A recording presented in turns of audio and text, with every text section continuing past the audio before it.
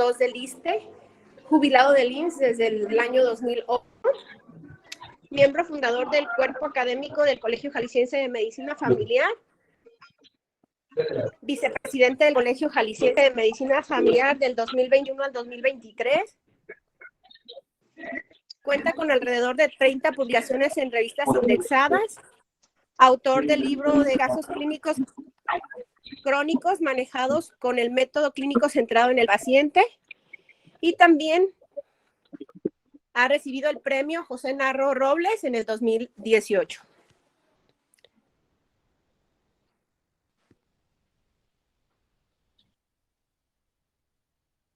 Listo. Vámonos. Bueno, estimados amigos, pues es para mí un enorme gusto que sea Ciudad Guzmán, este foco de desarrollo en Jalisco de la medicina familiar, quien me haya dado esta oportunidad de presentar un tema donde vamos a ver a la medicina familiar como esa disciplina académica y científica. No vamos a hablar de modelo de atención, sino a destacar. ¿Perdón? Perdón, doctor, se me fue mi internet. Tengo una conexión muy inestable de internet. Perdón, me quedé a la mitad en su presentación. Es para mí un honor presentarlo en esta sesión del mes de septiembre por parte del Colegio Jalisciense de Medicina Familiar Región Sur, con el tema causas de enfermedad física y mental. Muchas gracias, doctor. Bienvenidos todos. Muchas gracias por hacernos partícipes en este gran proyecto que usted tiene de estar innovando la medicina familiar. Aquí en la región sur le damos la más cordial bienvenida a esta sesión y le agradecemos mucho la presencia el día de hoy. Muchas gracias. Pues gracias a ustedes y miren, vamos a empezar en directo. Y yo lo que les prometo es que lo que vamos a decir tiene aplicación en la práctica. Vamos a ver que la medicina familiar es no solo un modelo de atención, sino algo mucho más complejo, una disciplina académica que domina muchos campos. Hoy vamos a hablar de biología molecular, de epidemiología, un poquitín de historia, de algunas investigaciones de orden cualitativo, de zonas de tipo mixto, etcétera. Pero bueno, recordemos que hay una cosa fundamental para discernir si cualquier teoría o forma de ver el mundo realmente es de calidad. ¿Cómo podríamos decirlo? ¿Funciona o no funciona en la realidad? Esa es la prueba de fuego. Entonces, si tenemos teorías que funcionan en la realidad, eso quiere decir que vamos a funcionar. Que las teorías están, todavía son sostenibles. Y vamos entonces a aplicar esto a partir de la idea de, bueno, ¿cómo se originan las enfermedades? ¿Realmente lo que nos han platicado hasta ahora? Vayamos a ver. Miren, voy a poner aquí en amplio, creo que se ve bien. ¿Hola? Sí, ahí se ve bien. Okay. Se ve muy bien. Perfecto. Miren, bueno, vamos a empezar con la tradición de que nos han enseñado todos nosotros, y es un hecho, pues, que las enfermedades se dividen en mentales y físicas, ¿sí? O sea, mentales y orgánicas, ¿sí? Y esto hace bastante tiempo que dio origen a dos grandes clasificaciones y bueno, detrás de eso una serie de especialidades que están detrás de cada una, como la bien conocida clasificación internacional de las enfermedades físicas, ¿no? Y la clasificación de las enfermedades mentales o trastornos. Muy bien, ¿cómo empezó esta historia? Miren, muy resumidamente, por allá en el año 1400, el cristianismo europeo aceptó por fin la disección del cuerpo, es decir, para poder entender qué era el ser humano, ¿no? Anatómicamente. Pero al mismo tiempo prohibió el estudio de la mente y la conducta humanas por considerar que esto era cuestión privativa de las religiones, de las iglesias, o era una situación divina. Así que solamente anatomía. Así que entonces la medicina que nosotros hemos conocido en el occidente se desarrolló en estos últimos 600 años sobre la base anatómica y fisiológica, y dejó fuera lo demás. Entonces, la biomedicina asumió desde entonces la separación de lo mental de lo corporal o somático, ¿no? Vamos a utilizar en algún momento cualquiera de las dos palabras, corporal o somático, ¿no? Y por ende separó sus causas. Hoy en día, vamos a irnos rápido, por eso no vamos a hacer muchos detalles de tantos episodios que hay en medio de todo esto. Hoy en día la biomedicina tiene como su insignia la biología molecular. La biología molecular, como disciplina científica, asume que puede explicar por sí sola, sin ayuda de los demás, la enfermedad a partir de las desviaciones de la normalidad gaussiana, de esa campanita de Gauss que nos han enseñado, de diversos biomarcadores, ¿no? Vamos a decir, en concreto, ¿ustedes se acuerdan de la famosa explosión aquella del boom científico del genoma humano en la época de William Clinton en los Estados Unidos, ¿no? Por fin se había secuenciado el genoma humano y teníamos la explicación, íbamos a tener la explicación de todo. Bueno, ya pasó muchísimo tiempo y aquello no se cumplió como sabíamos que no se iba a cumplir porque los genes no son lo único. Ya lo veremos. Bueno, estoy relatándoles opiniones de George Engel, que como ustedes saben es uno de los precursores importantes en la medicina familiar. Sus trabajos en los años 70 dieron pie a que se fuera avanzando en el modelo biopsicosocial. Bueno, Engel plantea que en los 70 se creía que solo lo físico o biológico afectaría o podría afectar a la estructura biológica del cerebro. Por ejemplo, solamente un virus, una droga, una sustancia química, pero no las relaciones humanas. O sea, no se podía concebir que las relaciones humanas modificaran la estructura del sistema nervioso. Pero bueno, la medicina familiar, y me estoy yendo a saltos, ¿no? Porque no es, bueno, no se puede uno entretener en todos los detalles. Pero la medicina familiar desde los años 70 ya sabía que no era así como se decía. En realidad, lo físico y lo mental estaban unidos por una historia común. Y vean lo que relata McWhinney, estoy citando su libro del 97, donde Miller, voy a usar esta cosa de láser, puntero láser, perfecto. Bueno, más de 1,000 niños recién nacidos lo siguió, es un gran trabajo, durante unos 15 años más o menos. ¿Y qué encontró Miller? Que la relación insatisfactoria de la madre e hijo, es decir, en otras palabras, que la mamá no quería al hijo, se asoció con infecciones respiratorias, intestinales, convulsiones, accidentes, y el efecto pico fue a los 2 años. Entonces, fíjense, asociado con infecciones de diversos aparatos del cuerpo, con síndromes convulsivos que no eran infecciosos, con accidentes que no eran ni uno ni otro, ¿sí? Y que este efecto pico se daba alrededor de los 2 años. Entonces dijeron, ¿qué hay en esta correlación? Este es un estudio longitudinal y tuvo un grupo comparativo con las personas que querían a sus hijos y que se sentían conectados con ellos. Más adelante, y siempre estoy dando saltos porque el cuento debe ser platicado con eficiencia, se encontró después de la Segunda Guerra Mundial y todos esos desastres sociales en los orfanatorios, que en Europa hubo muchísimos, se descubrió que el abandono físico y emocional deteriora el crecimiento y desarrollo. Y esto no era nomás así de observación, sino que los niños emocionalmente deprivados tienen menor secreción de la hormona de crecimiento. En este esquema, desde luego un dibujo, aquí se muestra un pequeño, un niño que tiene deficiencia de la hormona de crecimiento, growth hormone deficiency, comparativamente con un niño de la misma edad, pero de una talla más alta.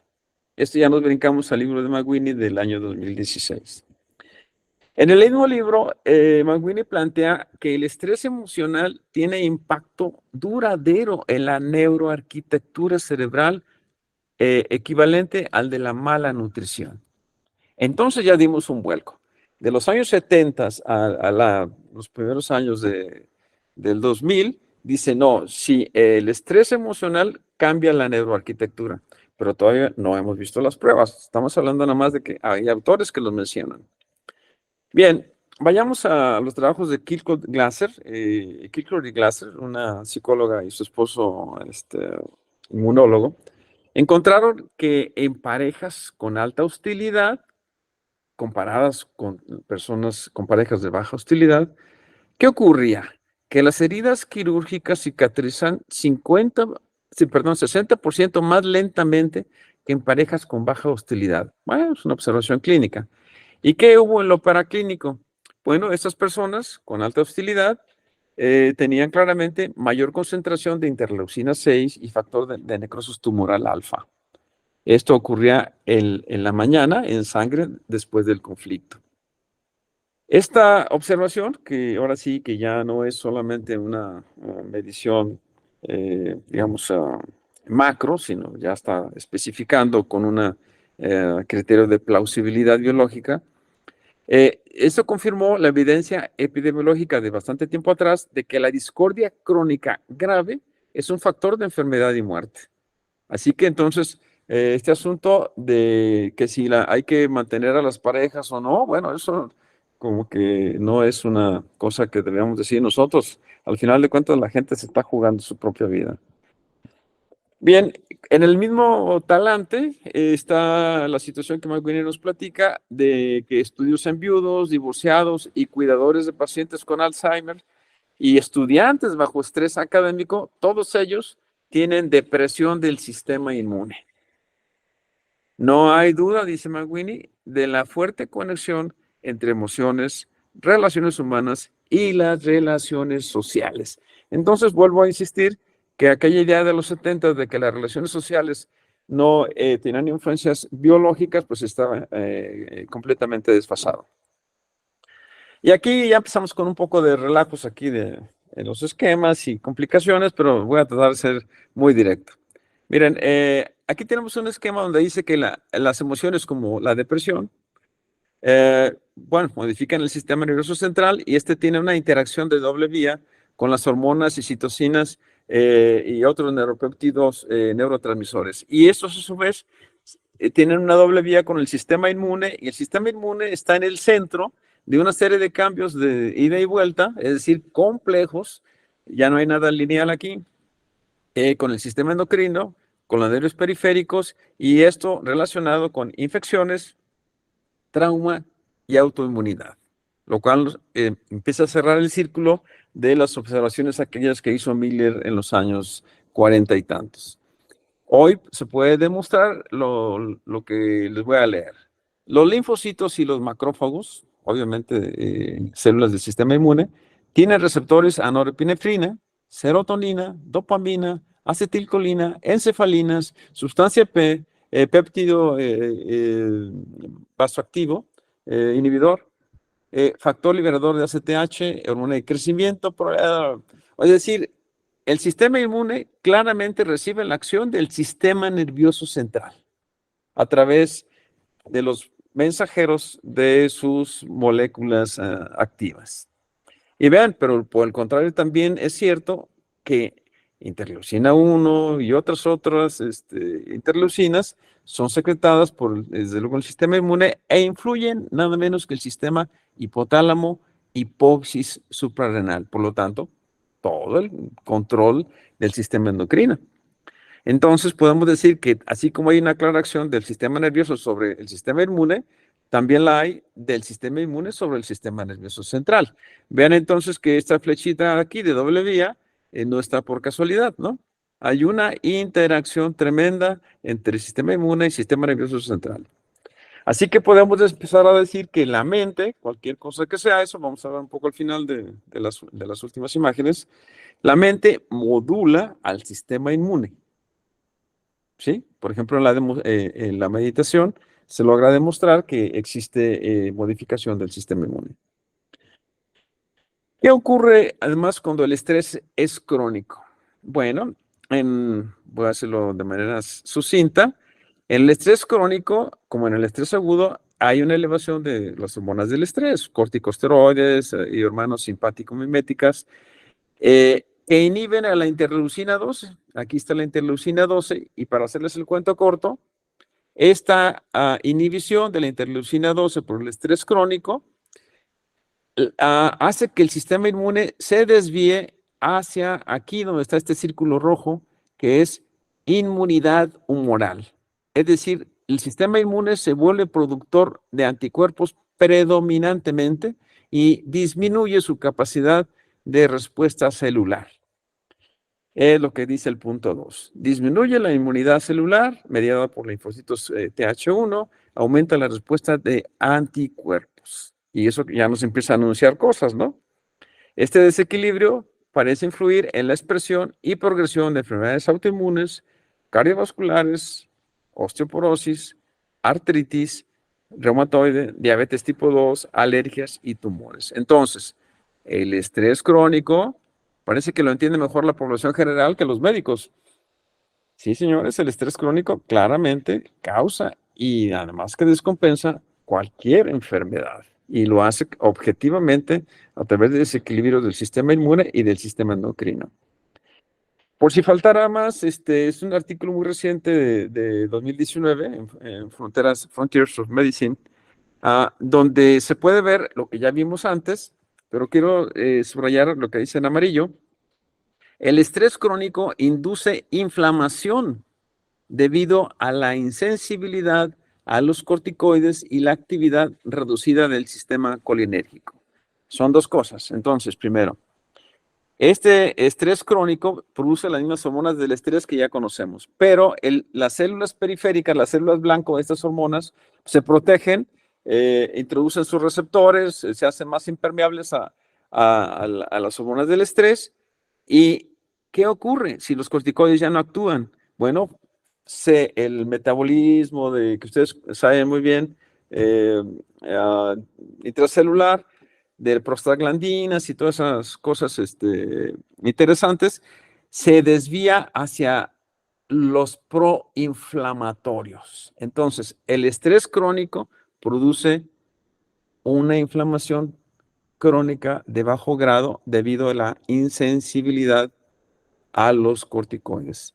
Y también porque la actividad reducida del sistema colinérgico, que aquí está ilustrado, hay una rama de citocinas que actúa directamente sobre núcleos del tallo cerebral y una rama que estimula al sistema, al vago, al nervio vago, y está disminuido también en el estrés crónico. ¿Sí? Así que entonces el estrés crónico sí induce inflamación y es una de las razones por las cuales la gente se descompensa. Lo que dice Bennett en un resumen sería esto. La activación repetitiva del sistema inmune, sea psicológica u orgánica, resulta en inflamación de bajo grado que disrumpe, trastorna diversos sistemas debido a su efecto sobre el sistema nervioso y a nivel local a través de la expresión de receptores de citocinas en múltiples tejidos corporales.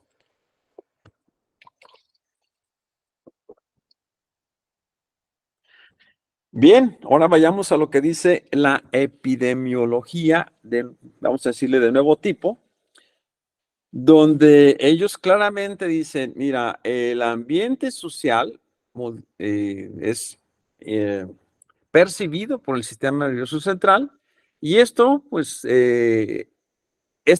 a través del sistema nervioso periférico y autónomo, el sistema endocrino produce sustancias que llegan a, este círculo es el de una célula ilustrada aquí. Aquí viene la transposición a través de este receptor de membrana y el resultado es de que un ambiente determinado modifica la transcripción génica. Es decir, los genes estaban allí y siguen estando allí, pero esta influencia ambiental a través de los mecanismos epigenéticos hace que se produzca de más o que se produzca de menos un RNA mensajero y por lo tanto una proteína determinada y esto modifica la salud y la conducta. Dicho de una manera sucinta, sería el ambiente social modifica la sensibilidad de todo el genoma actuando sobre los mecanismos de transcripción del ADN. Para más detalle, los polimorfismos guanina-citosina modifican la sensibilidad a las condiciones sociales. Y ahorita vamos a ver unos ejemplitos. Vean aquí. El mismo autor, Cole, plantea que el estrés psicosocial modifica la transcripción génica a través de la famosa proteína CREB. Y para que no nos quedemos con la idea de qué es CREB, pues aquí está CREB. Aquí están sus dos hélices, una color naranja más o menos y otra dorado, que están como montadas sobre el ADN y se muestran entonces una posición en la que pueden actuar a través de las metilaciones, etcétera, etcétera, ¿no? Ustedes saben bien los mecanismos los genes promotores, inductores y todo esto es extremadamente complejo. Pero vamos a ver un poquito más en detalle lo que a nosotros nos interesa más. Tenemos aquí algo muy importante que se conoce como respuesta transcripcional conservada ante la adversidad. En inglés tiene una sigla, es CTRA, que es un relajo de lo que quiere decir, conservada transcriptional response adversity, o algo así. Vean, aquí está ilustrado una persona que estaría en soledad y deprimido. Quién sabe qué fue primero, pero así está. Y este aislamiento social activa a estos genes encargados de las respuestas CTRA, que ¿qué es lo que hacen? Desvían el sistema inmune y produciendo una deficiencia contra las enfermedades virales. A lo mejor algo les dice de la epidemia que hemos pasado, ¿no? Porque mucha gente no eran diabéticos, no eran hipertensos, no tenían esos factores de riesgo tradicionales, y sin embargo enfermaron y murieron. Entonces, si se activa este complejo, la gente entonces no se puede defender bien de los virus, que quede claro, ¿sí? Son deficientes las defensas contra los virus. ¿Qué factores influyen en esta situación? Para que lo dejemos claro, la pobreza, que es un estrés crónico permanente, no saber qué vas a comer exactamente, usar un transporte donde haya asaltos, bueno, no, ya no ni qué describimos, ¿no? Este es un estrés tremendo, el duelo, el estrés postraumático, cuadro muy conocido y cada vez mayor, el aislamiento social, incluso el diagnóstico de cáncer reciente, activan este grupo de genes que están ahí desde, según los genetistas evolucionistas, desde hace una cantidad de millones de años. No quedamos ahí. Ahora vean la teoría de la programación fetal. El estrés crónico durante la gestación eleva el gen NGF en el feto. ¿Y qué hace este gene? Permite la hipertrofia de fibras del simpático, del sistema simpático, dentro de los ganglios linfáticos. Imagínense entonces, es como, sí, le van a llegar a los ganglios linfáticos, además de las moléculas que ya vimos, le van a llegar estímulos directamente y muy poderosos del sistema nervioso simpático. ¿Y a dónde creen que va esto? A la activación crónica del complejo que ya vimos hace un momento. Y bueno, yo he tenido casos y pacientes que me han platicado que no se explicaban por qué sus hijos eran tan débiles, etcétera, etcétera. Y bueno, esta teoría fue interesante porque al preguntar si había ocurrido una situación así, más de algunos me platicaron. Luego platicamos algunos casos. Bien, entonces con todo esto nos encontramos que los médicos familiares somos portadores de un discurso diferente.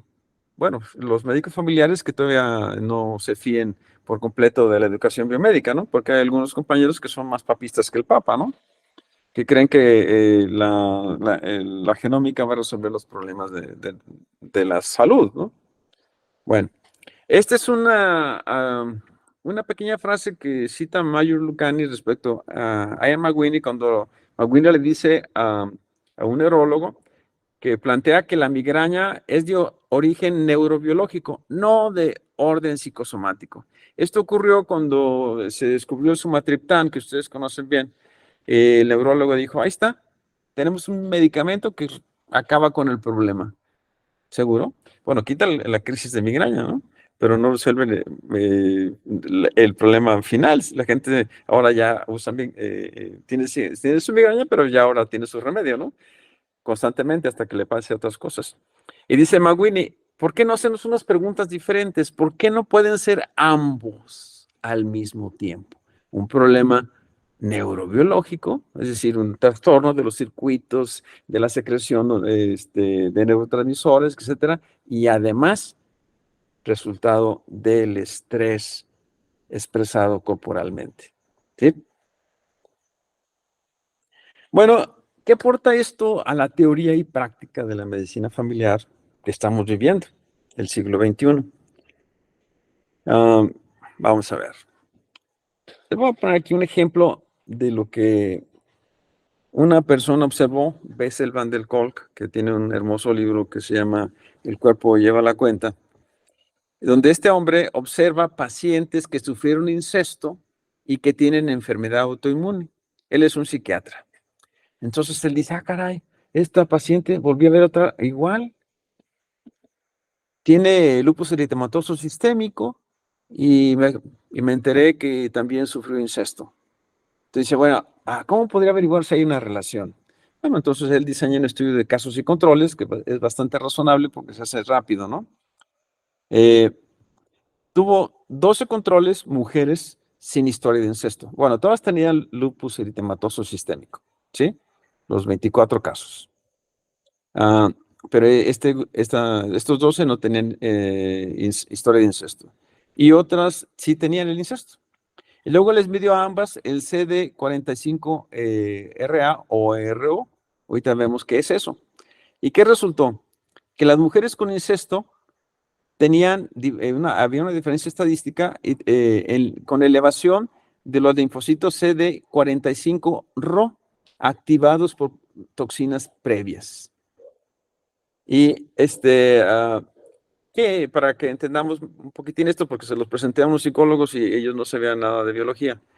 Les dije, miren, CD45 es una glucoproteína, no sé qué entenderían ellos por eso, de los leucocitos y que está en la transmembrana y que sus isoformas principales son la RA y la RO. La RA está presente en linfocitos novatos y la RO en linfocitos activados de memoria inmunológica.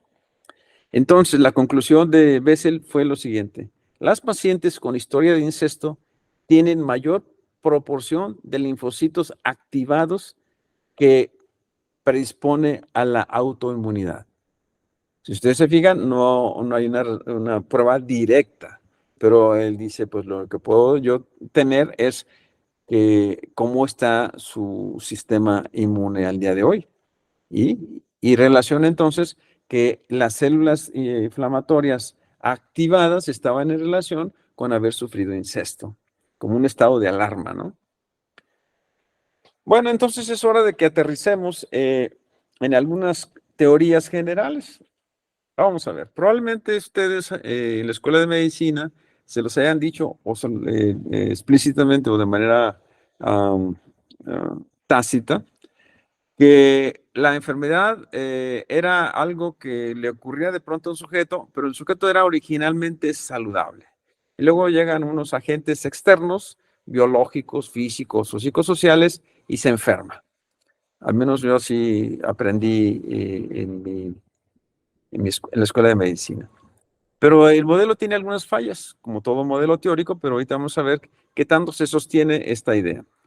Por ejemplo, hay microbios presentes, pero el sujeto no enferma, y así hay una cantidad de enfermedades. Incluso ahora con el famoso virus SARS-CoV-2, ya se descubrió que alrededor de 10 o 15% de las personas nunca enfermaron aunque tuvieran los virus, ¿no? Además, el mismo inóculo microbiano no enferma a todos. Hay personas que resisten mucho más inóculos que otros. Los genes de esquizofrenia están presentes, pero no la enfermedad, en el 50% de los casos. El lado contrario ocurre. El sujeto no tiene genes asociados a esquizofrenia, pero la tiene. Entonces, te está hablando de que esto de los agentes externos no es tan cierto, o no aplica para muchos casos. Y bueno, esta situación todavía es mayor, ¿no? El sujeto no tiene patología tisular, pero está severamente enfermo. Por ejemplo, en la depresión severa, no encuentras ningún tumor ni nada. Sí, hay una disminución de la recaptación de algunas sustancias, pero no sabemos qué fue primero. Y bueno, en la famosa somatización, sobre todo en la mayor, el sujeto no tiene físicamente ninguna enfermedad, ninguna enfermedad histopatológica, ¿sí? Así que entonces, la teoría tiene importantes fallas.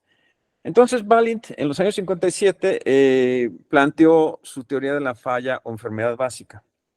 Eh, Desafortunadamente, esta teoría no se ha enseñado ni en las residencias de medicina familiar. Vean, para Balint dice, el sujeto tiene una falla básica ocurrida en su desarrollo temprano. ¿Cuándo es eso?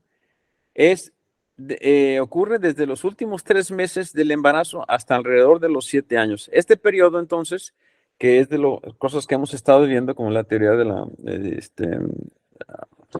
la demarcación fetal, ¿no? De la desventaja. Eh, eh, Valen vio niños por mucho tiempo y pudo darse cuenta de que muchas enfermedades de crónicas se podían entender por lo que haya sucedido en estos meses, en los meses del embarazo y los primeros 7 años de vida, en que el ser humano, digamos que conforma su estructura o estado psico-neuro-inmuno-endocrinológico, más o menos en lo que va a mantenerse en un margen de homeostasis a través del tiempo. Y esta cuantía de la falla determina la susceptibilidad a agentes externos biopsicosociales. Entonces aquí podríamos entender que según la falla básica va a determinar resistencia o susceptibilidad a una serie de agentes externos, ¿no? Entonces, para Valent, la enfermedad clínica es un síntoma de su falla básica, descubierta por las crisis biopsicosociales que pueden ser de muchos tipos. Entonces, aquí tendríamos una pregunta. ¿Es sostenible la idea de que la enfermedad mental y la física, o sea, orgánica, la enfermedad mental y la enfermedad orgánica son de causas diferentes? Y preguntaríamos, ¿cómo trasciende para la medicina familiar y los sistemas de salud la respuesta a esta pregunta? Eh, ya prácticamente vamos a terminar, nos faltan unas pocas imágenes, pero tendríamos que preguntarnos, bueno, ¿y qué es la mente? Porque al final de cuentas estaríamos hablando de eso. Bueno, no tengo una noticia que darles porque nadie sabe qué es la mente. La ciencia no sabe qué es la mente humana. Eso sí, es mucho más que solo cerebro. También el cuerpo está interrelacionado íntimamente. El cerebro recibe información al segundo, en tiempo real, de todo lo que pasa en el interior de nuestro organismo y de todo lo que percibimos del exterior. O sea, hay una dinámica extraordinaria entre mente, cuerpo y mundo externo. Solo podemos tener algunas teorías de la interacción de biología y contexto. Lo que sabemos más o menos firmemente es que lo que llamamos conciencia, estar despierto, consciente, como en este momento que yo estoy hablando con ustedes y ustedes escuchando, somos conscientes de X cosas, ¿no? Del cuerpo, etcétera, las palabras, sensaciones, hambre, ¿no? En fin, esta conciencia recibe de vez en cuando chispazos conscientes o no de emociones y sentimientos. ¿Y esto de dónde viene? De un sistema autopoyético, que en ciencias complejas quiere decir autogenerativo, que está fuera del alcance de la mente consciente. Dice Chomsky, ¿no? Chomsky, el inventor de la lingüística, que tal vez una cantidad pequeñísima de los pensamientos, de lo que ocurre en nuestra mente, es lo que nosotros podemos conocer. El grueso, la enorme mayoría de las cosas que ocurren en el interior de nosotros, no aparecen nunca en nuestra esfera de conocimiento. Quisiera señalar en términos prácticos que ya Castle desde los años 70, 80, había señalado que era posible intervenir socialmente en la salud, socialmente, es decir, en las relaciones sociales. Él decía que los factores sociales aumentan o disminuyen la susceptibilidad general a la enfermedad de manera inespecífica. Y creo que hemos podido mostrar con todo lo que dijimos antes que Castle tenía razón. Los mecanismos involucrados en las cuestiones sociales no son específicas, no son como la vacuna contra el COVID, que actúa específicamente en un blanco molecular o algo así. No, las cuestiones sociales es como el buen trato, el cariño, este ánimo que a veces que recibimos de nuestros seres queridos, etcétera, son de naturaleza general, actúan sobre todo el ser. Entonces, los apoyos sociales amortiguan los efectos de estresores ambientales. ¿Y por qué digo esto? Porque el médico familiar se le olvida que él es el medicamento que está más a la mano. El apoyo que le da el médico familiar a su paciente funciona mejorando la resistencia general del paciente ante las enfermedades. Entonces, la medicina familiar por la que nosotros hemos estado pugnando desde hace bastante tiempo y que el Colegio Jalisciense ha ido crecientemente adoptando, es que el médico familiar es un sujeto, o hombre o mujer, yo aquí no distingo, aunque use el masculino, eh, debe ser una persona con una enorme capacidad de autoconciencia y sabedor del poder que tiene y la responsabilidad que tiene en cada relación con cada paciente. Pues hemos terminado. Déjenme dejar de compartir y pues a lo mejor tenemos oportunidad de platicar lo que ustedes me quieran preguntar.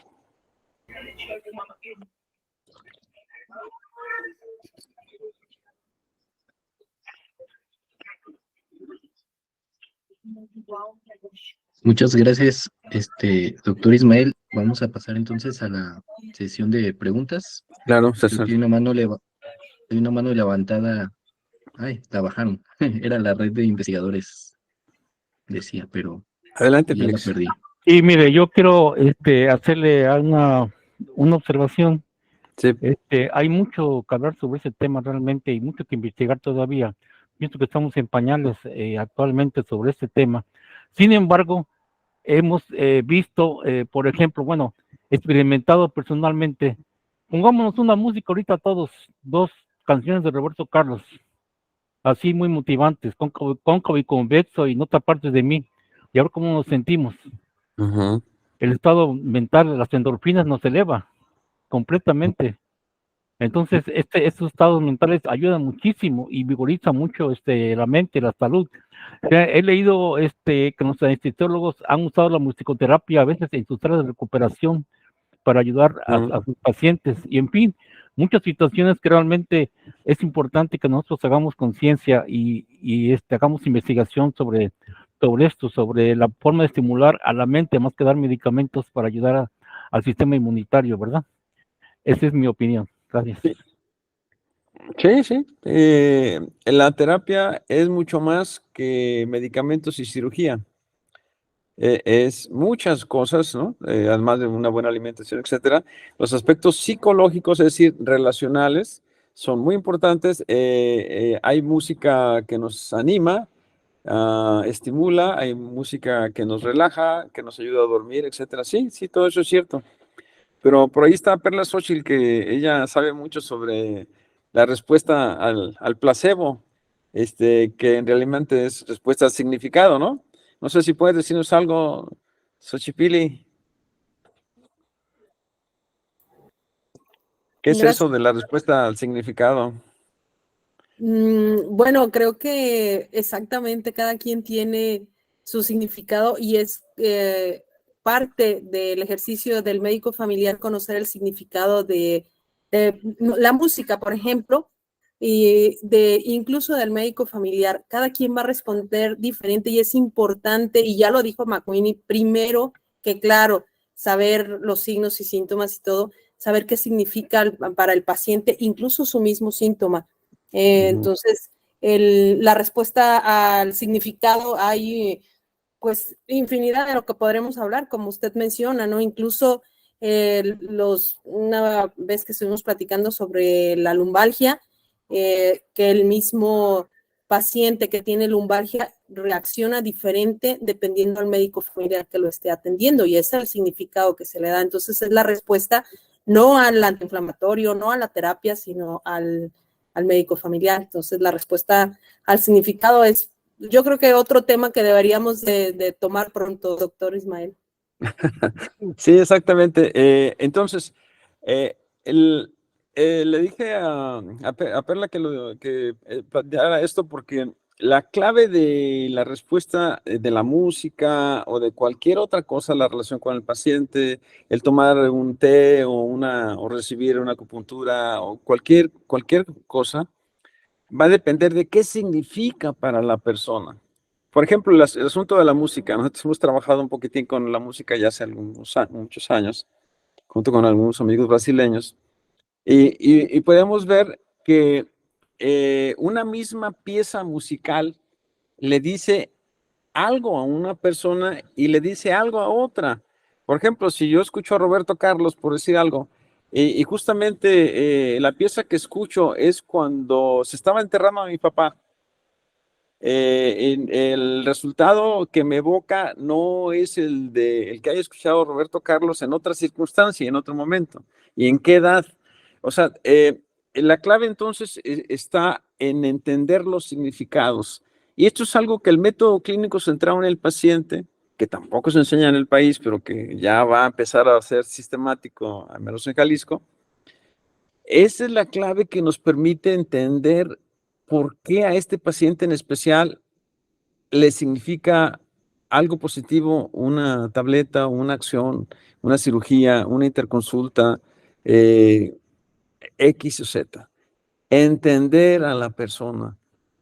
Sí, el problema muchas veces es que nosotros creemos que la gente debe pensar de una manera, debe tener un significado. Y ahí está uno de nuestros problemas, ¿no? Imponerles a las personas. Pero muy bien, a ver, Perla, ¿quieres platicar, decir algo? El doctor Abel creo que levantó primero la mano. El doctor Abel Letrado, sí. Adelante.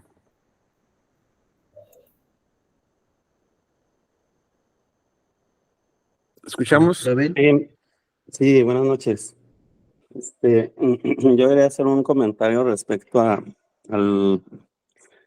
a parte de lo, bueno, en concordancia, ¿no? Con lo que han mencionado, como también la escucha, ¿no? La palabra misma, el hecho de escuchar al propio paciente, a la persona que haga el médico o parte del personal de salud. Creo que nos hace falta desarrollar más habilidades como médicos familiares que quizás las tenemos ahí, ¿no? Las capacidades las tenemos dentro, ¿no? Inmersas, pero podemos desarrollar esas habilidades de una escucha asertiva, ¿no? Una escucha asertiva en donde podamos entender con empatía a la persona y de esa forma el hecho de que esté hablando la persona, esté sacando como a cierto punto una catarsis, pero a la vez de que nosotros estamos modulando con nuestra comunicación también en cierta forma analógica, nuestra postura, nuestro asentimiento de lo que nos dice, la cercanía, incluso sin algún distractor, o el interés, ¿no? El ver a los ojos a la persona. Creo que eso también va a disminuir su grado de estrés. El grado de estrés, pues propicia toda esa cadena que mencionó el doctor Ismael, ¿no? Esa cadena inflamatoria, ¿no? Y cómo esa escucha quizás continua que podamos ofrecer a nuestros pacientes en esa continuidad en la atención que tenemos el privilegio de poderla desarrollar con nuestros pacientes de forma mensual o quincenal o mensual en una persona con una enfermedad crónica, que podamos llevarle un control quizás de algo metabólico o algo cardiometabólico, ¿no? En conjunto, pues, con quizás otros servicios, pueda servirle también, una vez conociendo, tener esa oportunidad, conocerlo y que le sirva a él como cierto mediador antiinflamatorio, vaya. O sea, habiendo esta relación, esta conexión, ¿verdad?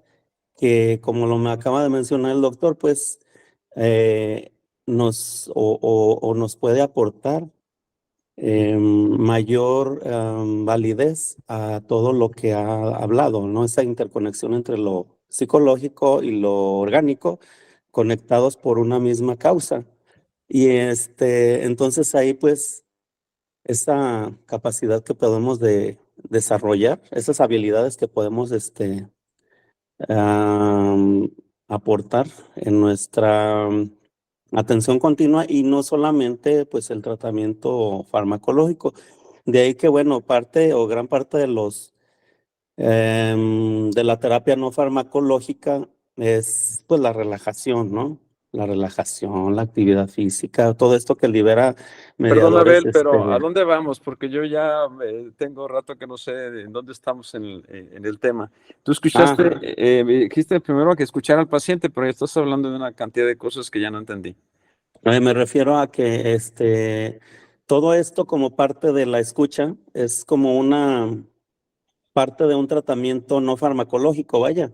La escucha que le podemos brindar a la persona, ¿no? La escucha y que durante la continuidad de la atención, que Ujú. es constante, en citas continuas, por ejemplo, pues, cada 15 días o cada mes que lo Sí, vemos, tenemos esa perdón, Abel, oportunidad. pero hay que ser muy Ujú. precisos. Tú dijiste escuchar asertivamente. ¿Qué es eso? ¿Qué es Pues hacer, escuchar? ¿Qué es escuchar? Es que hay que cuidarnos de las palabras porque yo he escuchado mucho de comunicólogos y demás que luego piensan que saben medicina. Escuché mucho neuroconductores, esos cuates que trabajan sobre eso de la programación neurolingüística. Hubo un ingeniero que dio unas clases en el colegio hace mucho tiempo. Entonces tú dijiste escuchar asertivamente. ¿Qué es escuchar asertivamente? cuando tú escuchas a la persona, realmente en lo que su significado, lo que trata de brindarte, Ujú. ¿sí? Eh, Aceptando esa diferencia entre lo que él trata de decir o aceptando esa cercanía o diferencia entre lo que trata de decir o lo que trata de darnos a entender y lo que significa para él, ¿no? O sea, qué tanto guarda de sus emociones en lo que está hablando. O sea, si lo dice refiriéndose a un sentimiento quizás que guarde, ¿no? Propio de alguna situación estresante y que mediante nuestra escucha lo logremos a entender en Ujú. el sentido de que, ok, entiendo que ahora lo que tú me dices, me das a entender que estás enojado, que estás triste o que tienes en alguna situación quizás conflictiva que me lo estás Ok, a ver. proyectando. Deja ver Ajá. entonces si te entendí, porque, bueno, es claro que estamos hablando de que las relaciones sociales tienen un impacto, Ujú. ¿verdad? Indudablemente. Y ahora estamos Claro. ya en el tema de cómo podemos ayudar a los pacientes en concreto con en la entrevista médica y todo lo demás. Y tú Ajá. señalabas, esto es importante pues porque no era exactamente el tema, pero sí me interesa mucho eh, eh, que quedara claro que hay muchos términos que realmente han introducido gentes que no son médicos y que están bien en otros campos, pero que resultan muy difusos, muy difíciles. Por ejemplo, escuchar asertivamente, que yo he visto muchas definiciones, y creo que tú acabas de decir que es como si uno tuviera la certeza de lo que la persona dice, y, y eso no es posible. Eso sería como un análisis cognitivo puro. No, Ujú. la escucha que nosotros pregonamos, digo, en la corriente de McGuinness, la medicina centrada en la persona, es una escucha atenta con Ujú. todo el ser, mente y cuerpo, y no estás esperando qué decir, no estás buscando qué decir, estás tratando de comprender el dolor y el sufrimiento, si lo hay, y aceptar incondicionalmente. Y si está enojado o no, a lo mejor es tu idea de que está enojado, a lo mejor el paciente no está enojado. Ujú. O sea, siempre hay un enorme margen de error. Entonces, se trata de una postura de humildad, de Ujú. escucha, ¿sí? No, no hacer un juicio. Le llamamos atención plena. En el rato entonces Ok. que estamos con el paciente, no existe ninguna otra distracción. Por eso, cuando alguien habla que los famosos 15 minutos, bueno, para alguien que tiene una atención superficial o que busca dar una respuesta, porque asertiva es equivalente a decir que yo voy a decir lo correcto, sientes como una obligación. No, nosotros Ujú. cuando hablamos de ecuanimidad compasiva y de medicina centrada en el paciente, de hecho, muchas veces no, jamás tenemos la obligación de decir, ¿qué le voy a decir? No, eso no existe. Ujú. Que te conectas en cuerpo y alma con la persona y de hecho muchas veces, cuando mucho, suspiras y guardas silencio. Entonces, yo pienso que sí tendríamos que ponernos de acuerdo y podríamos hablar en otro momento Ujú. específicamente de la relación médico-paciente, la comunicación desde el punto de vista, puede haber muchas corrientes desde luego, pero podríamos decirle para nosotros con ejemplos, incluso con audios, podríamos incluso decirlo, con textos, de cómo dirigimos esta manera de comunicación. Ujú. Ok. Pero es el paciente el que está en el centro, no soy yo, es el paciente el que está en el centro. Así es. Ok. Muy bien. Muchas gracias. De nada. Tiene la mano levantada Josefa Chávez, doctor. Sale.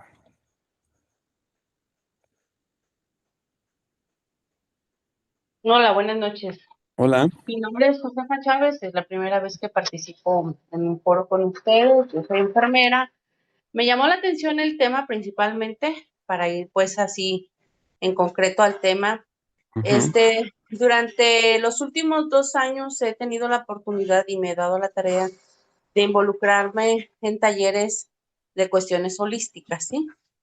Y mis maestros, y me llamó la atención esa lámina que presentó médico que habla sobre el Ujú. incesto, porque Ah, en uno de los talleres que me tocó participar con ujú. una biodecodificadora argentina, me enseñó la relación que hay de los patrones donde se repiten historias y por ende las enfermedades que son transgeneracionales, ¿sí? Yo sé que estos términos son así relativamente nuevos, yo sé que hay Ujú. gente que no cree en esas cosas, pero de lo que a mí me ha tocado trabajar en forma personal y en presente y en primera persona lo digo, y de Ujú. lo que yo he visto que le compartes y le aportas, sí hay un cambio en salud. Y no digo mental, porque pues ya eso sería meternos a otros términos, ¿no? Ujú. Pero realmente a lo que quiero llegar es que sí existe la posibilidad y sí hay, nada más que no todos tenemos así como la apertura o la creencia, sí hay la posibilidad que seamos autosanadores nosotros de nuestras propias enfermedades. Y sí hay esa parte donde con meditaciones, con cosas así guiadas y no guiadas, que las podemos realizar. Y sí hay un efecto y causa en realizar de esa Ujú. manera. Por eso me llamó mucho la atención hoy el tema, porque muchas de las láminas que están, me decía una psicóloga, el estreñimiento está relacionado con la represión de emociones. Y realmente sí, yo conozco personas que son muy estreñidas y que conozco parte de la historia de su vida o Ujú. parte de lo que me han compartido y sí son estreñidas, ¿verdad? Y yo le digo, suelta, fluye, porque pues esa es la única manera pues que nosotros trabajamos pues de esa manera. Pues esa Ujú. sería mi aportación. Muy bien, Josefa. Usted mencionó dos cosas hasta donde yo pude entender. El concepto de sanación y la cuestión de las emociones, cómo influirían en la salud. ¿Sí? Así es. Ujú. Muy bien. Sí, mire, la medicina académica, familiar académica de la cual yo, digamos, abrevo, plantea justamente que nosotros no somos máquinas biológicas, como hasta ahora se ha dicho, sino somos organismos vivos complejos. Se llama teoría organísmica. ¿Qué quiere decir esto? Que todos los organismos complejos, y de hecho los mamíferos para adelante son organismos complejos, tienen ideas, aspiraciones, relaciones, se pueden autorreparar física y emocionalmente. Si no, pues imagínense, digo, todo el mundo ha tenido heridas y sabe que sin muchos cuidados el cuerpo tiende a cicatrizar. Indudablemente tiende a autorreparación. Cada célula nuestra está programada para saber en dónde está, qué tipo es, un fibroblasto dónde se acomoda, un hepatocito, etcétera, etcétera, ¿no? O sea, somos una enorme y compleja máquina que tiene capacidad de autorregeneración. En la medicina y en todos los servicios de salud, de acuerdo a lo que nos apegamos nosotros, los trabajadores de la salud, no curamos a las personas, simplemente acortamos el tiempo, disminuimos el dolor, el sufrimiento. Por ejemplo, en una herida, hoy tenemos los recursos para anestesiarla y limpiarla adecuadamente, quitar los tejidos que se van a descomponer y que causan infección, etcétera. La tecnología para afrontarlo y todo. Y lo que hacemos es acortar la duración del problema. Pero si el sistema está tan deteriorado, no va a funcionar, ¿no? Así sea cualquier forma de cirugía. O sea, nosotros en la salud simplemente ayudamos. Y en lo físico y en lo mismo en lo mental. En nuestro organismo, entonces, estoy de acuerdo con lo que se dice, tenemos la capacidad de sanar. Y sanar las peores cosas que nos han ocurrido, el abuso infantil, etcétera, etcétera. Y adaptarnos aún con un déficit, ¿no? En muchos sentidos, ¿no? Yo, por ejemplo, prácticamente perdí la mitad de mi audición, pero estoy funcionando, ¿no? Ok, esto por un lado. La otra, las emociones. ¿Qué son las emociones? Hoy puedo decir, aunque es motivo de otro tema, que el ser humano vive con emociones toda su vida y que las emociones son conocimiento. Conocimiento que heredamos, y esto lo dice Antonio Damasio y muchísimos neurocientíficos. Las emociones son el resultado de la evolución de las especies que fuimos heredando y que nos dejaron mecanismos de conocimiento automático. Por ejemplo, si vemos que algo se mueve en el suelo y estamos en el campo, saltamos de inmediato porque ese es el signo inequívoco de un reptil. Y eso está en las amígdalas cerebrales, un reflejo inmediato de la visión a la acción. Las emociones entonces están con nosotros toda la vida, excepto, dice Damasio, cuando nos anestesian o cuando morimos o cuando tenemos una convulsión. Entonces, entender qué es lo que sentimos nosotros y cuáles son los sentimientos que son emociones a las que le podemos poner nombre, miedo, terror, amor, no sé, tantas cosas. Esta es la clave del autoconocimiento. E indudablemente que estas emociones y sentimientos están expresando estados del cuerpo y de la mente. Cuando le preguntamos a alguien cómo te sientes, uno hace una evaluación, me siento bien, me siento mal, hoy no puedo, hoy me duele, etc. El organismo, la zona somatosensorial, especialmente del hemisferio cerebral derecho, recibe a los milisegundos en tiempo real todo nuestro sentir interno. Las vísceras, la propiocepción, los músculos, todo. O sea, por eso decimos que la mente y el cuerpo no están separados. Y también esta zona somatosensorial tiene imágenes visuales y auditivas, sensoriales, de todo lo que nos ocurre alrededor. Ese es un ser. Y ese ser está relacionado con otros. Y este ser, cuando está relacionado saludablemente con otros, tiene fuerzas para funcionar adecuadamente. Y cuando está relacionado con otros, con miedo, amenaza, explotación, lo que ustedes, todas esas cantidades enormes de cosas que ustedes saben y conocen en mi vida, está expresándolo entonces físicamente.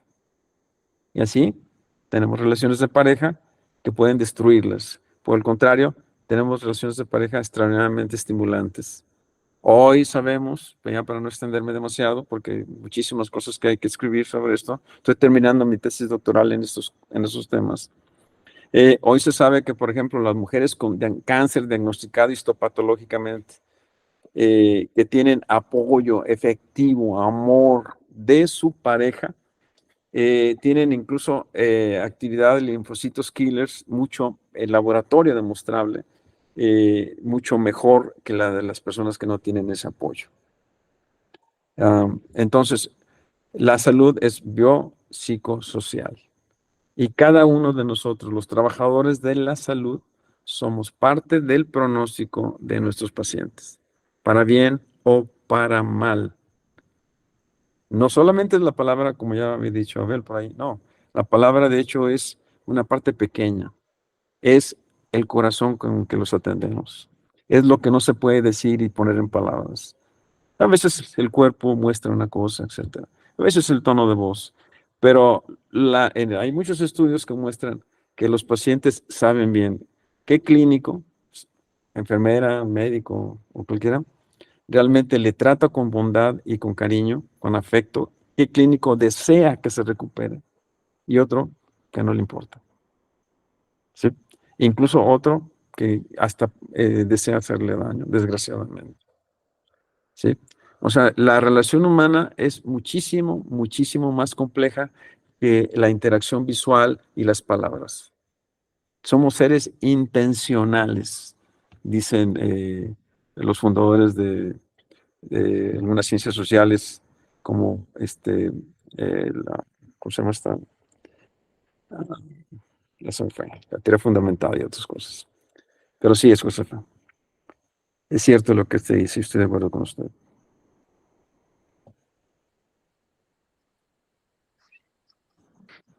Doctor, me ganó justamente, aquí voy a hacer una pregunta, un comentario yo. Me estaba haciendo mucho eco por esas últimas diapositivas y las conclusiones cuando mencionó lo de que cada individuo pues tiene un significado emocional a ciertas situaciones y que no es el mismo que nosotros como clínicos o como sus médicos quisiéramos o presuponemos que pudieran tener. Porque me hizo eco, y ya lo mencionó usted, pues justamente con la teoría del marcador somático, ¿no? De Antonio Damasio, justamente. Claro, Entonces, digo, le digo que me ganó porque había levantado la mano justamente cuando empezó a hablar de Damasio y justamente.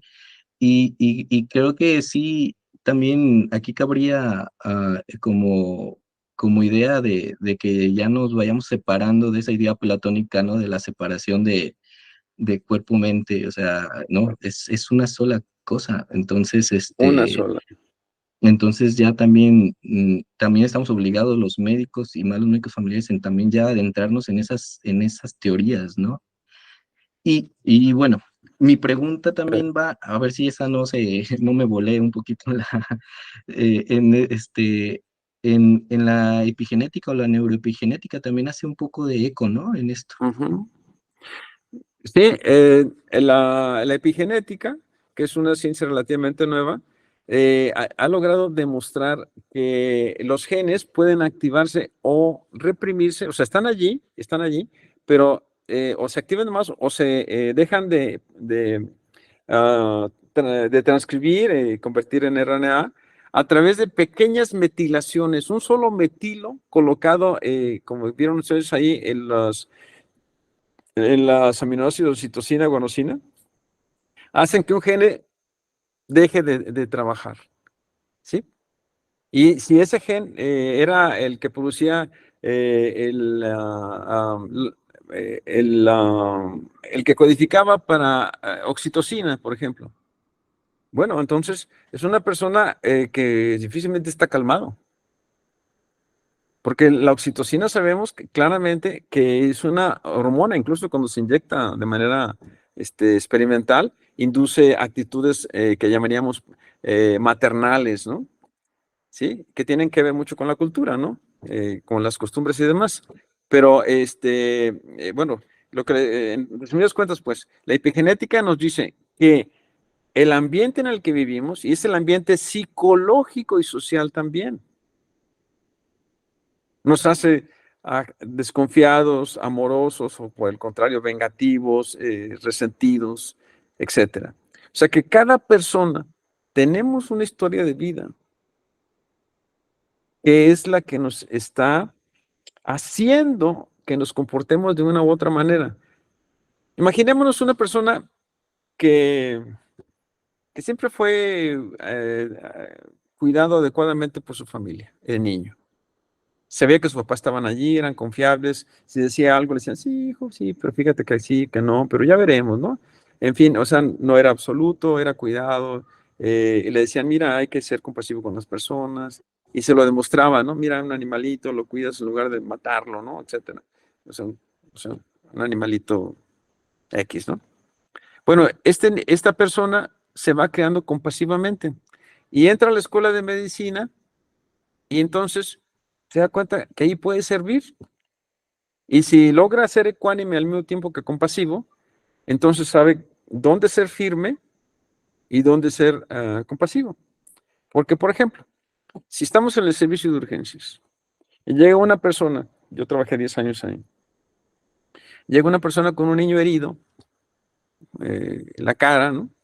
Y si quien lo recibe en el servicio ve alarmado y busca corriendo las cosas, ¿qué va a ocurrir con la mamá? Díganme, ¿se va a tranquilizar o se va a sentir más angustiada? Díganmelo ustedes. Yo quisiera. Es el sentido de vivirlo. ¿Tú qué piensas, César? Se angustia. Se angustia, porque fíjense, la empatía dirán, la empatía es muy buena. No, ahí no. Allí fue muy mala. Los experimentos demuestran que una mujer en el trabajo de parto, cuando su marido dice, santo cielo, santo, ¿yo qué voy a hacer? ¿Cómo está sufriendo mi pobre mujer? Le duele mucho más. En cambio, cuando el marido, como en este caso el clínico, con seguridad, porque tiene el profesionalismo, le dice, mire, va a estar bien, lo vamos a resolver, incluso hace un tacto terapéutico, ¿no? Que es muy diferente al tacto de la exploración física, ¿no? En medicina hay 2 tactos, ¿no? El de la exploración física y el compasivo o afectivo, ¿no? Que es muy diferente, aunque los 2 son tactos. Entonces, si esta persona le logra transmitir ecuanimidad, el paciente se relaja, disminuye su respuesta simpática, disminuye su necesidad de analgésicos, responde mucho mejor a lo demás y todo funciona bien. Entonces, la clave de la medicina es cómo entrenamos a estos médicos para que sean ecuánimes y bien profesionales cuando la situación es de urgencia tecnológica, ¿sí? Y cuando tratar con compasión, ternura, vamos a llamarlo, ¿sí? Caring, como dicen los estadounidenses, que no hay una palabra en español. ¿Sí? Estar ahí, estar presente, escuchar con plenitud, ¿sí? Sentir, compartir el dolor. ¿Sí? Esa es la clave. Eso se llamaría sabiduría. ¿Cuándo saberlo hacer? Y yo creo que todos los médicos familiares con mucha experiencia lo saben hacer, pero han tenido que oponerse a muy malos ejemplos que han tenido en su vida. Y a veces, desafortunadamente, este tipo de médicos de buena calidad, de seres humanos y técnicos de primera calidad, el sistema y los compañeros de trabajo los denostan y hasta el sistema les califica como blandengues o de manita sudada, ¿no? Dicen los médicos familiares que algunos los llaman así. Los desprecian. Ay, sí, ahí viene tu paciente para que la apapaches, ¿no? O sea, los sistemas no han podido comprender que están perdiendo dinero, aumento de demandas, uso de laboratorio, envíos al hospital, y todo eso no lo estoy inventando. Todo eso está bien demostrado. ¿Sí? Así es, César. Entonces, nomás para aquellos que no saben qué es lo que dijo César sobre el marcador somático. Es una teoría muy importante de Antonio Damasio que dice que todo lo que nos ha ocurrido en la vida nos deja un recuerdo, ¿sí?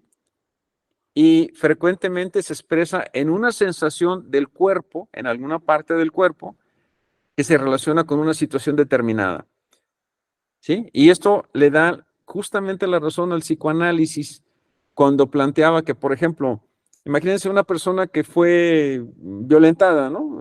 Por una persona, un grupo de personas. Y resulta que escucha un tono de voz muy parecido, o huele un perfume casi idéntico, o siente el toque en una parte del cuerpo que relaciona con esa situación.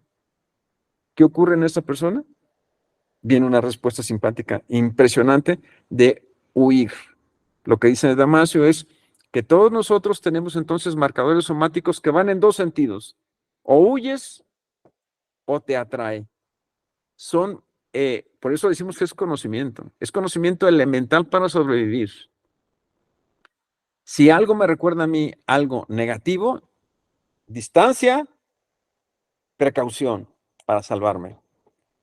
Si algo me resulta, por el contrario, muy atractivo, me entrego. ¿Sí? Pero eso es el marcador somático. Para que funcione adecuadamente todo este gran número de conocimientos que hemos reunido, se requiere el conocimiento específico del contexto en el que estás ahora. Por ejemplo, yo reescuché eso antes, sentí aquello y huí, pero ahora que ya lo entiendo, esa voz, digo, a ver, ¿dónde estoy? ¿Qué es esto? ¿Sí? Entonces, la teoría del marcador somático de Damasio es fundamental para entender cómo tomamos decisiones. Es siempre acompañándonos de emociones y sentimientos. Por eso, aquel médico que no es capaz de sentir lo que su cuerpo le dice, tiene un problema, no tiene avisos, no tiene señales. ¿Sí? No siente la taquicardia, por ejemplo, de una emoción de un sentido a otro, ¿no? Y pasa, ¿no? Eso se llama alexitimia, incapacidad para sentir las propias emociones y por lo tanto no puedes sentir la de tus pacientes por más que tú digas que los entiendes. Porque una emoción, ¿cómo se puede sentir si no la has sentido? ¿A qué saben las manzanas si nunca te has comido una manzana? Todas estas percepciones tienen que ver con las propias capacidades de ponerse en el cuerpo del otro. Y se llama empatía corporal de Baudelaire, descrito por Maguini también. Entonces, como ven ustedes, la medicina familiar no es lo que nos han contado. Es algo muy difícil de enseñar. Y los médicos viejos, estoy seguro que muchos lo han aprendido, pero pensaban que no era normal. O sea, hacían cosas, ¿no? Oye, yo he platicado con mucha gente en diversas partes del mundo y sale eso. No, es que yo lo hacía, pero yo pensé que estaba loco yo. Que no debía, ¿no? Que no era profesional. Sentir a veces cómo te entra la angustia cuando alguien te platica algo tremendo. No, no. Lo normal es que no lo sientas. Pero tú sabes que esa sensación que sentiste sentiste hasta algo en la garganta no es tuyo. Tú estás percibiendo del paciente, pero dices, no, pero no es una emoción mía. Yo estoy permitiéndome sentirla. Me abrí. Ese es el gran problema. A abrirse a sentir. ¿Sí? ¿Sí? Es como la mano, ¿no? Ustedes pueden tocar una pluma así, pero si se ponen unos guantes enormes así, pues no alcanzan a saber qué es lo que tocan. Lo que nos ha pasado es que por la educación que hemos tenido, hemos actuado en la vida cubiertos de una coraza protectora emocionalmente. La mala noticia es que aunque tú no lo sientas, tu cuerpo sí lo está sintiendo. Ese es el punto. Fíjense nomás. Entonces, por eso hay compañeros que terminan, yo vi algunos antes de jubilarme yo, que están profundamente amargados y una vez uno agarró a golpes el reloj checador, ¿no? Energúmeno, ¿no? Por fin ya me voy a ir. O sea, ya era un tipo indiferente y todo, pero por más indiferente que seas, tú eres un ser humano, aunque niegues que te duelen los pacientes y en realidad estás sintiendo, pero sin saberlo. Y las emociones y sentimientos siguen haciendo su trabajo, dañando tus sistemas, ¿no? En cambio, cuando ya sabes lo que sientes, pues lo percibes, el paciente se siente mejor y viene la satisfacción de haberlo hecho bien. Es decir, lo hice bien. Y se siente más o menos. Y no siempre funciona bien. Necesitamos compañeros con quien platicar, grupos Valen y esas cosas, ¿no? Ese César, ya ves todo lo que tuvimos que decir por lo del marcador somático. Perdón. Oye, y cabría aquí también que no seamos médicos disparadores de cortisol de nuestros pacientes, ¿no? Bueno, ese es el punto. Dicen, mira, decía un médico norteamericano que conocí que decía, mira, el mejor médico es aquel que hace que su paciente salga mejor que como entró. ¿Sí? Ya salió mejor de cómo entró. Estaba muy desanimado y salió un poco más animado. Estaba con la angustia de que no iba a obtener tal medicamento y se lo diste, qué sé yo. No sabía una explicación y ahora ya lo sabe, ¿sí? Y quería decir algo y lo escuchaste. Y no le dijiste, vaya, no, hombre, sí, no, no, no. Bueno, ya, lo comprendiste. Entonces, el buen médico familiar es el que entra a su paciente y sale mejor de la consulta que como estaba. Y como dices, César, desafortunadamente, y yo vi muchas personas que hacen todo lo contrario, que, que hacían todo lo contrario. Terrible. Médicos nocebo. Sí.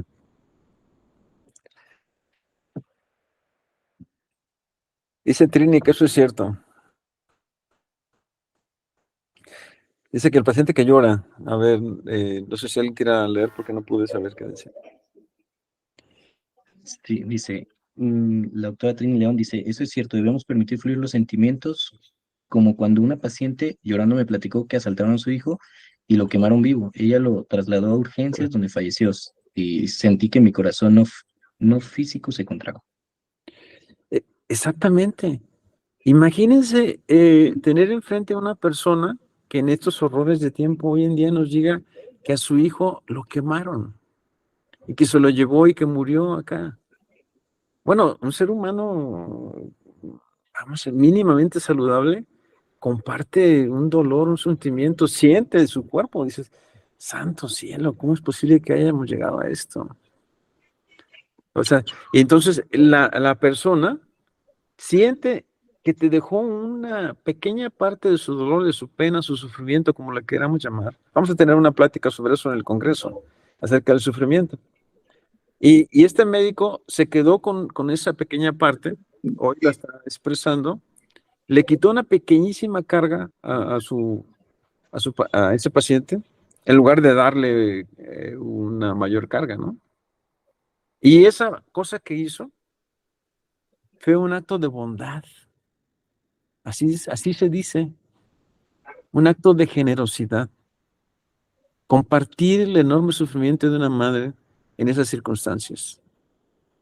Yo en una situación así, que alguna vez tuve le llegaba a preguntar a una paciente ¿qué la sostiene en medio de esa tragedia? ¿Cómo logra seguir adelante? No es una pregunta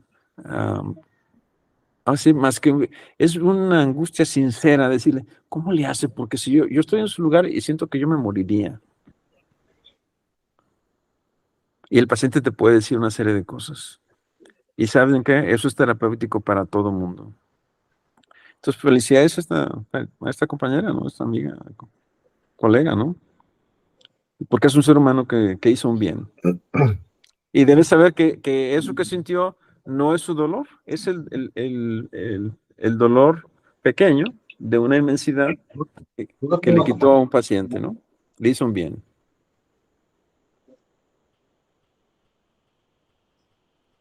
Pues Ese es el siguiendo poder de la relación. Si ustedes se fijaron en este ejemplo que nos acaba de dar muy valioso, esta compañera, ya se me fue el nombre, ahorita, no supe quién fue.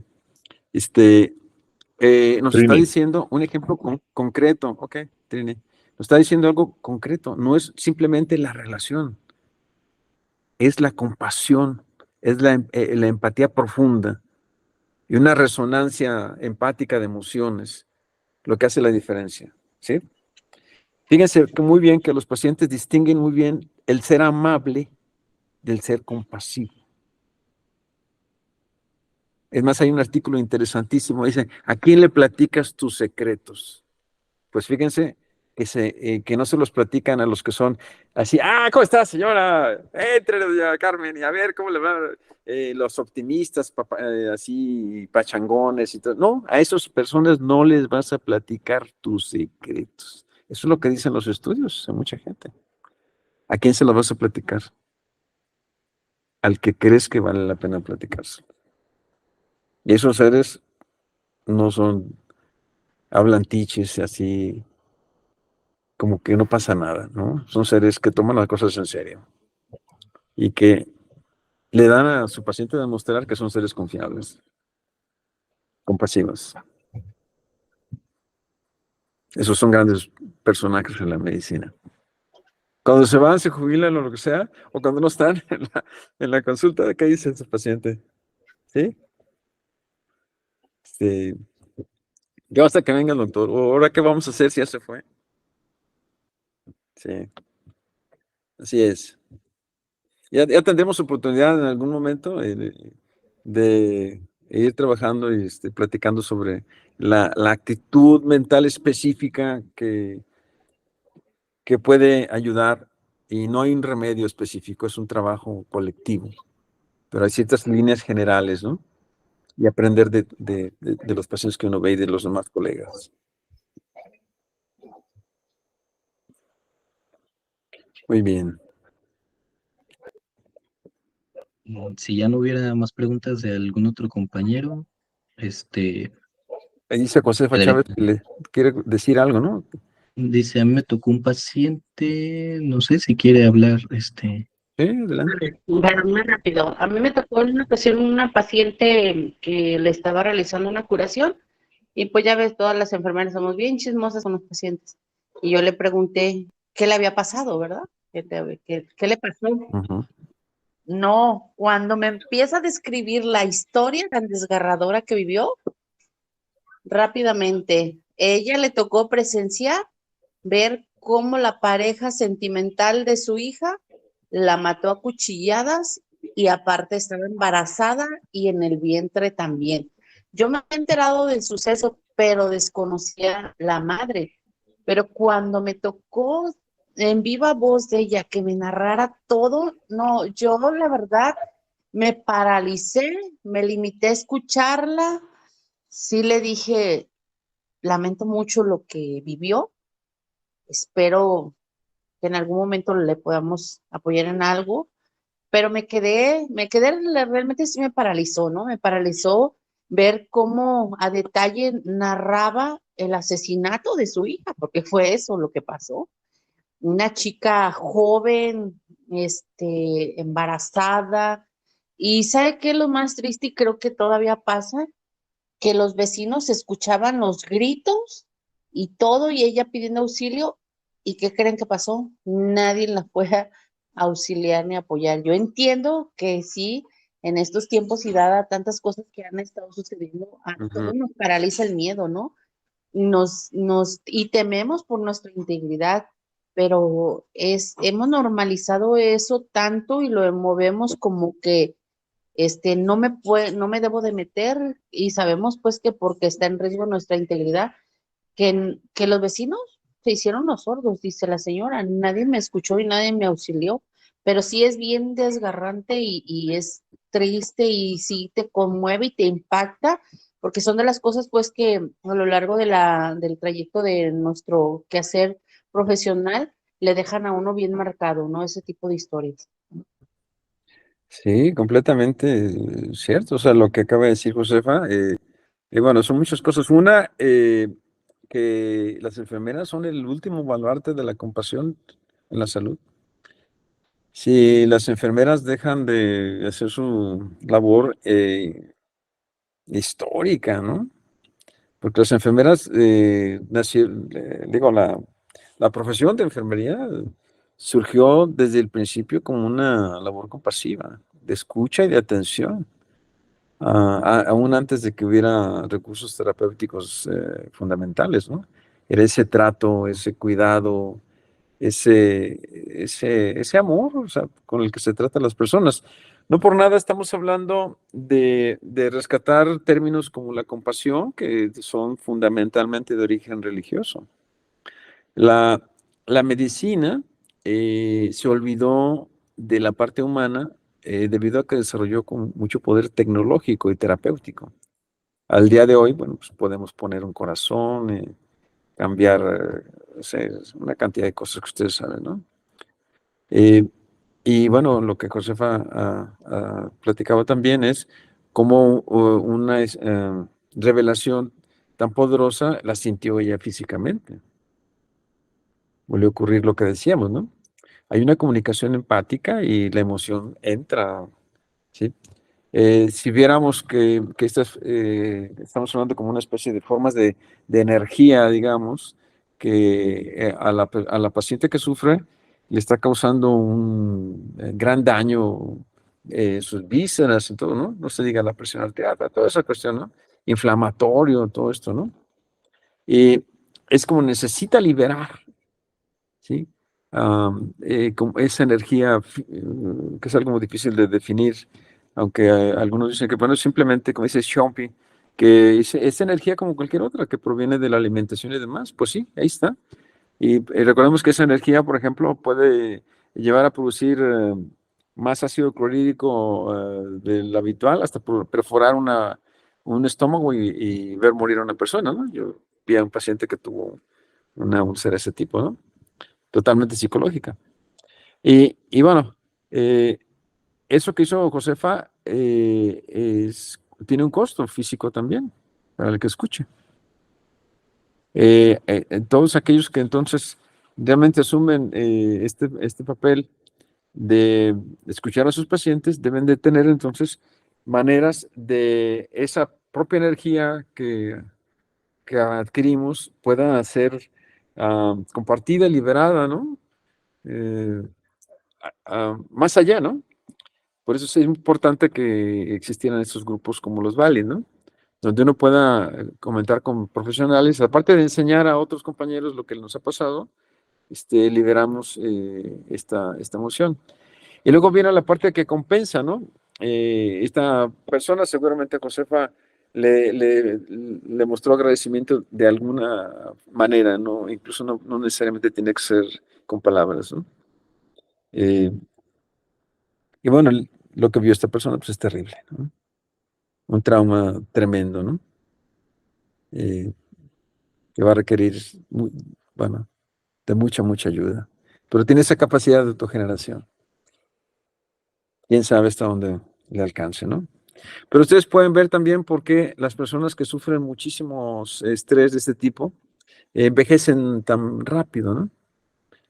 Si puede uno ver a familias de origen pobre y ves una mujer de 40 años que ha tenido muchas experiencias como esta, muchos hijos, maltrato desde la infancia, y pareciera una mujer de 60 años de otros que ha vivido la vida de otra manera. ¿Sí? Por ejemplo, esto es público, este asunto de los muchachos de Ayotzinapa, por ejemplo. Yo he seguido estos relatos, ¿no? Gran parte de los papás de estos muchachos murieron de infarto, hipertensión gravísima, cáncer, etcétera, porque los desgasta muchísimo.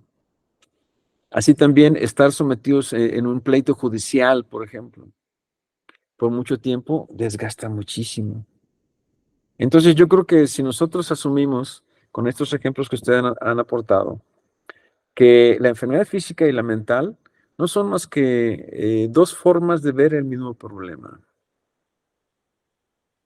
Y que hoy una persona que tiene lo que llamaríamos muchas somatizaciones a los 10, 15 años, bueno, pues si no cambia nada en su vida, a los 50 va a ser un cáncer ya francamente desarrollado.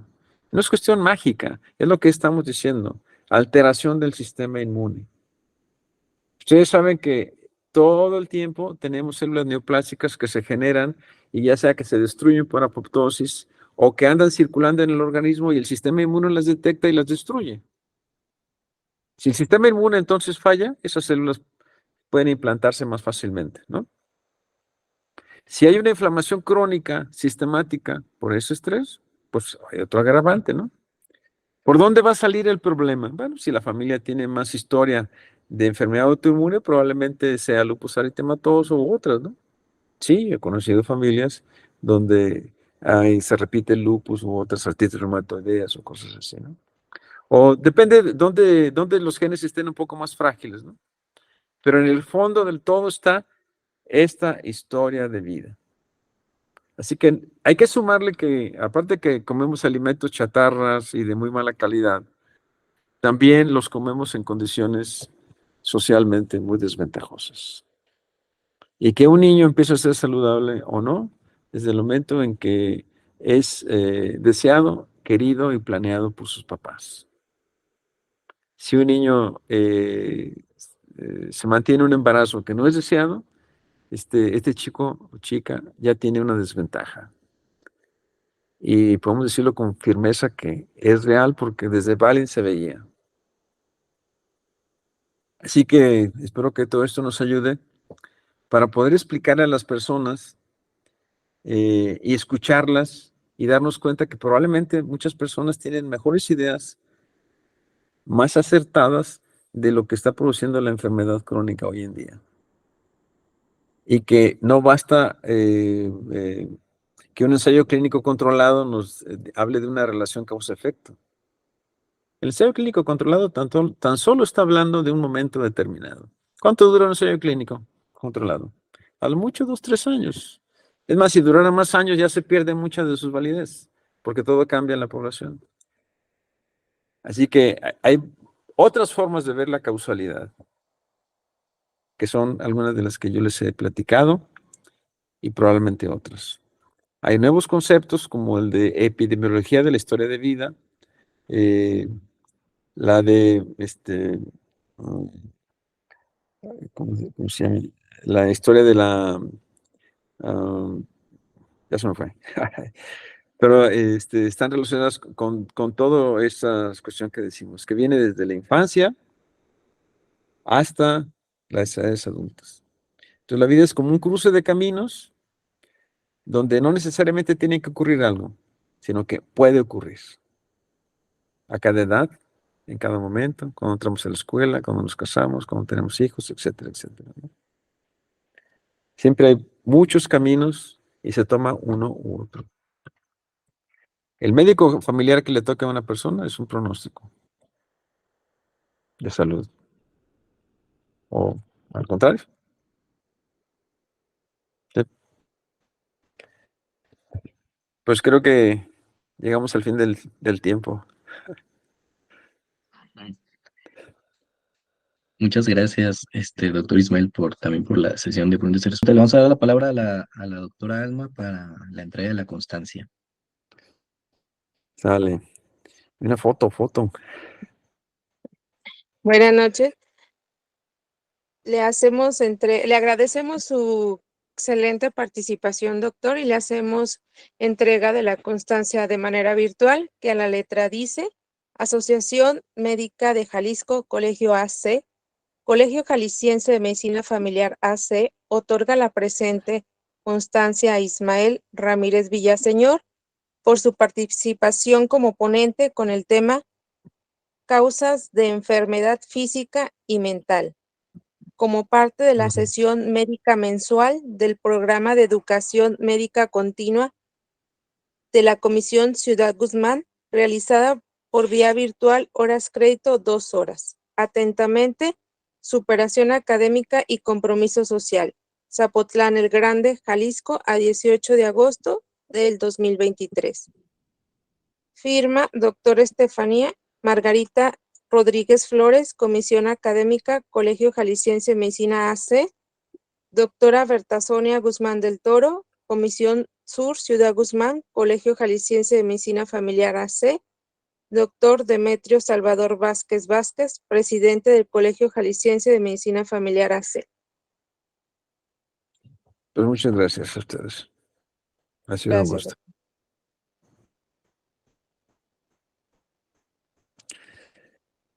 Gracias, amigos.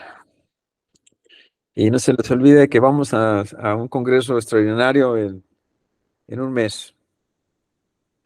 La medicina familiar, el tronco del árbol médico. Muchas gracias. Y pues. La foto, La foto, sí. abran su cámara, por favor. Muchas gracias.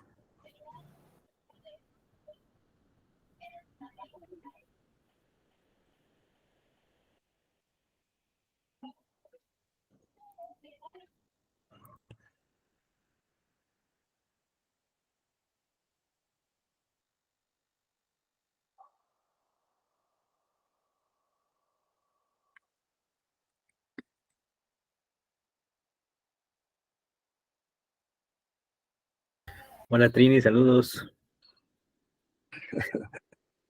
Ok. Andrés, Tere. Buenas noches a todos por parte del colegio de aquí de Morelos. Felicidades, una gran plática sin duda. De verdad yo también estoy muy inquieta por estos asuntos porque yo he tenido muy buenas experiencias y malas experiencias también. Y yo creo que entre más aprendo, más necesito aprender. Me dejaron muchas experiencias al respecto. Mi jefe mismo me dice, Trini, ya no platiques tanto, pero no es eso, sino que las pacientes me platican sus asuntos y a veces me abrazan ellas mismas, ¿no? Porque lo que necesitan tal vez es empatía, consuelo, otro tipo de cosas diferentes a la medicina física. Sí, una gran experiencia y una gran plática. Le agradezco muchísimo la invitación.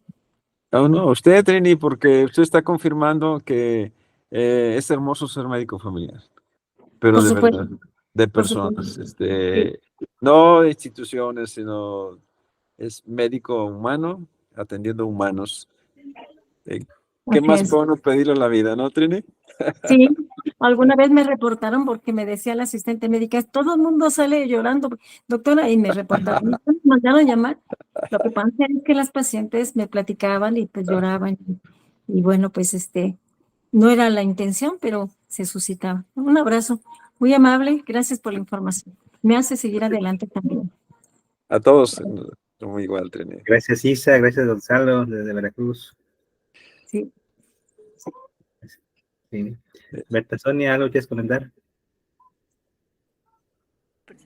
Muchas gracias, gracias. A nombre de la Comisión Sur del Estado de Jalisco, les agradecemos mucho a todos su amable presencia. Al doctor Ismael, muchas gracias, como siempre, excelente ponencia. Estamos muy orgullosos de que sea parte de este equipo de trabajo también.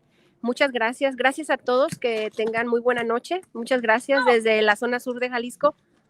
Muchas gracias. Los esperamos para la siguiente sesión del mes de septiembre. Muchas gracias. Dale, pues que Gracias. descansen. Y bueno, Fernando, Perla, gracias. Jaime. Buenas noches. Anita. Saludos desde el- Saludos, doctor Demetrio. Gracias. Saludos a Estante Migraus. Buenas noches para todos. buenas noches, César. César. Que estén bien, cuídense. Dale. Nos vemos en el Congreso Estatal de Eso, los Medicina esperamos. Familiar. Por permitirme estar con ustedes. Gracias.